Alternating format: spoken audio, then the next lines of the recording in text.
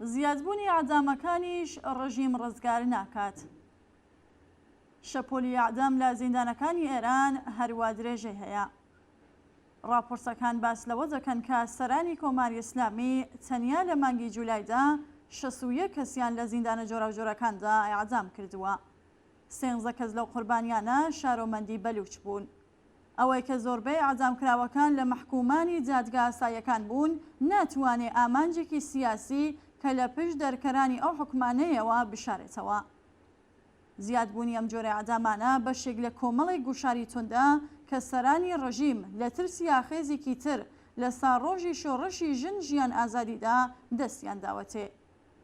ئەم گوشارانە لە دژی ژنان، کرێکاران، دادخوازان، خانەنشینان، مامۆستایانی ناڕازی، خوێندکاران، تێکۆشەران لە کوردستان و بەلوچستان، بەکاربەرانی تۆڕە کۆمەڵایەتیەکان، چالاکانی مافی مرۆڤ و باقی هەڵسوڕاوانی کۆمەڵایەتی ڕێککراوە. لە حاڵێکدا کە ڕۆژانە بە ژمارە وڵاتانێکە لە ئاکامی خەباتی خەڵکدا سزای ئەعدام هەڵدەوەشێننەوە زیاد دەبێت، کۆماری ئیسلامی پلەی بەرزتر لە دەرکردن و ئێژرای حکمی ئەعدام بەدەستێنێ، بە شێوەیە کە ئێستا بە بەراورد بە ڕێژەی جەمعیەت لەم بارەیەوە ئێران لە سەروی وڵاتانی دنیادایە.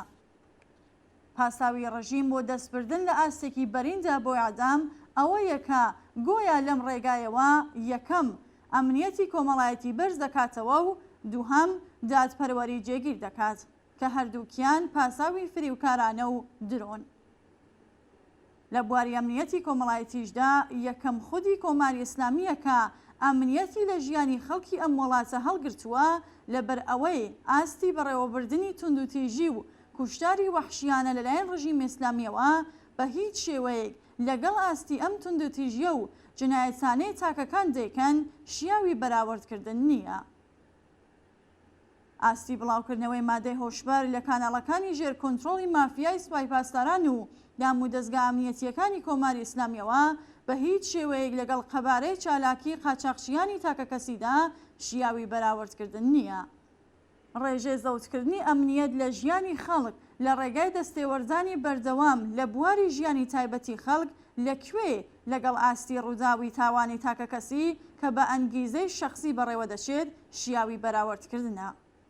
دووهەم ئەزمموی هەموو دنیا و ئەو ئامار و زانیاریە و توێژینەوانەیە کراوە نیشانی ئەداتکە لە هیچ کۆمەڵگەیەکدا ئەمنیەتی خەڵک لەم ڕێگایەوە زیاتر نەبووە، بەڵکو بە پێچەوانەوە نەفسی ئەعدام هەستی تۆڵە ئەستاندەوە و ڕەوانشناسی توندوتیژی بەهێزتر دەکات. بەڵام ئیدعای ئیجرای دادپەروەری لە ڕێگای سزای ئەعدامەوە لەوەش بێبنەماترە. ئەگەر مەبەست ئیجرای عەداڵەت بێت، تاوانباری یەکەم خودی ڕژیمی کۆماری ئیسلامیەکە بە هەزاران ئینسانی لەبەر بیر و باوەڕیان و لەبەر خەبات بۆ باشترکردنی بارودۆخی ژیان لەم کۆمەڵگەیەدا کوشتووە و ماشینی جنایەت و کوشتاری ڕۆژێک ڕاناوەستێت. بەڕێوەبردنی دادپەروەری چۆن دەکرێت لە وەها ڕژیمێکی تاوانبار چاوەڕوان بکرێت؟